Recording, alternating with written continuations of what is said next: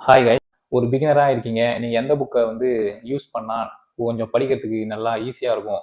இப்ப நான் என்ன புக் படிச்சேன் அப்படின்னா, நான் ஒரு பிகினரா இருக்கும்போது இந்த மின்னண நிகோன் கோ இந்த புக்க தான் நான் யூஸ் பண்ணேன்.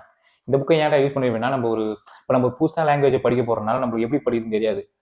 அதனால இந்த புக்க நீங்க யூஸ் பண்ணும்போது அழகா வந்து நம்மளுக்கு புரியிற அளவுக்கு நல்லா குடுத்துருப்பாங்க. பார்த்தீங்கன்னா,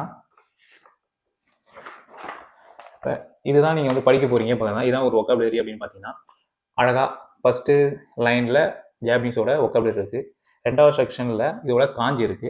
3வது செக்ஷன் நீங்க பார்த்தீங்க அப்படின்னா, இதோட மீனிங் வந்து நம்மளோட இங்கிலீஷ்லயே நல்லா குடுத்துருக்காங்க. ஸோ இத நம்ம படிக்கிறதுனால நம்மளுக்கு ரொம்ப யூஸ்ஃபுல்லா இருக்கும். படிக்கிறதுக்கு கொஞ்சம் ஈஸியாவும் இருக்கும். இப்ப நம்ம எக்ஸாமுக்கு போறோம் அப்படின்னா, இதுல வந்து நம்ம 3 விதமான செக்ஷன் இருக்கு. ஒண்ணு வந்து காஞ்சி. காஞ்சி செக்ஷன்ல ஒரு கொஸ்டின் பேப்பர் நம்ம அட்டெண்ட் பண்ணணும். 2வது செக்ஷன்ல வந்து இப்ப நம்ம படிக்கிற கிராமரும், வொக்காபுலரியும் நம்மளுக்கு வந்து அந்த இடத்துல ஹெல்ப் பண்ணி 3வது செக்ஷன் போய் பார்த்தீங்கன்னா, அது வந்து லிசனிங். எப்படின்னா நம்ம அது கேட்டு எக்ஸாம் எழுதுற போல இருக்கும். ஸோ இதுக்கு 3மே வந்து புக் வாங்கணுமா அப்படின்னு கேட்டீங்கன்னா, தேவையில்ல.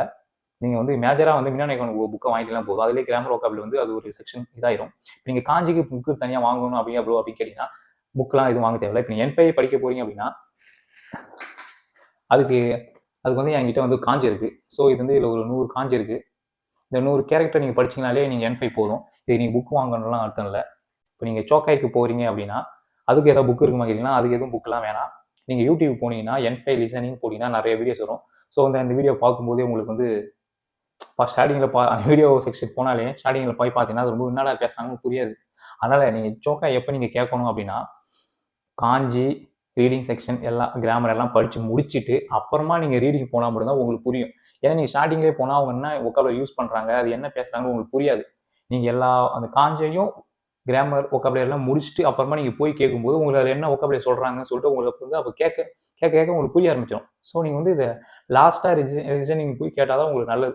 ஸ்டார்டிங்லயே போனா ரொம்ப உங்களுக்கு என்னடா இத பேசுறாங்கன்னு சொல்லிட்டு நீங்களே கொஞ்சம் பயந்துருவீங்க. அதெல்லாம் ஒண்ணும் பிரச்சனை இல்ல.